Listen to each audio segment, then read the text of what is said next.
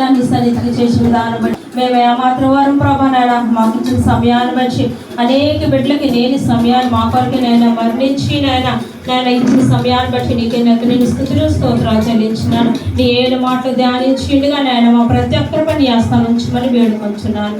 ఈ సమయం మంది నాయన నా సొంత జ్ఞానం కాక నాయన ప్రభ నీ దివ్యాల జ్ఞానంతోనే నేను ప్రవేశంగా చెప్పాలని నాకు నేర్పించి ధైర్యాన్ని దయచేయమని ఈ చిన్న పెద్ద నజరాన్ని యేసునామములో అడుగుచున్నాం తండ్రి.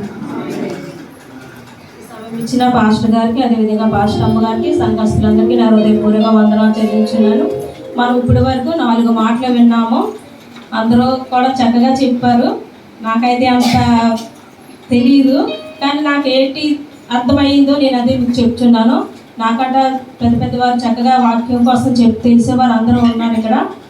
అయితే మనం ఇప్పుడు 5వ మాటగా చూస్తే యోహాను 19:28లో ఏముంది ఒకసారి చదువుతుంది. తర్వాత సమస్తము అప్పటికే సమాప్తమైనది ఎరిగి లేఖనము నెరవేర్చుటకు నేను కర్తవ్యుచున్నాను. అయితే అటు తర్వాత ఏం చెప్తున్నాడు యేసు ప్రభువు? 4 మాటలు ఆడేగా 5వ మాటగా యేసు ప్రభు ఏం చెప్తున్నాడు? నేను దప్పిగోనిచున్నాను. అంటే ఏమి దప్పికది? శరీర దప్పిక, ఆత్మతీయ దప్పిక.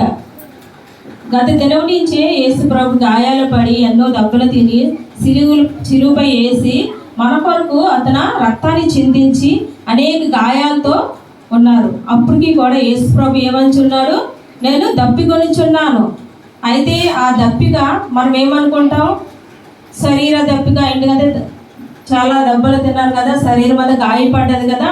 ఒకవేళ ఏమో దప్పికొనిచున్నాడంటే వాటర్ అనుకుంటున్నాం మనం. అక్కడ వారు కూడా అలాగే అనుకొని యేసు ప్రభు ఏమి ఇచ్చారు? చిలకలు అందించారు.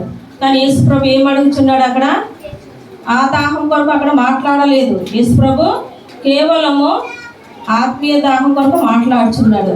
ఆ సమయంలో మన కొరకు ఆలోచించున్నారు, మన కొరకే మాట్లాడుచున్నాడు. ఏంటంటే మనం ఇంకా పాపములోనే ఉన్నాము. అయితే యేసు ప్రభు నేను ఇంకా చనిపోయిచున్నాను, కానీ నా బిడ్డలు ఇంకా పాపములోనే ఉన్నారు.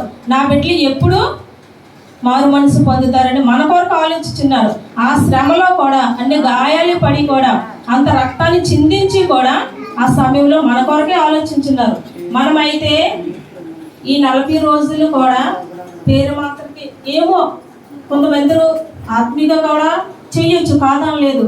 కానీ మనమైతే 40 రోజుల్లో ఒక్కరోజైనా సరే యేసు ప్రభు మన కోసం కాచిన రక్తం కొరకు మనం ఎప్పుడైనా మాట్లాడుకున్నామా?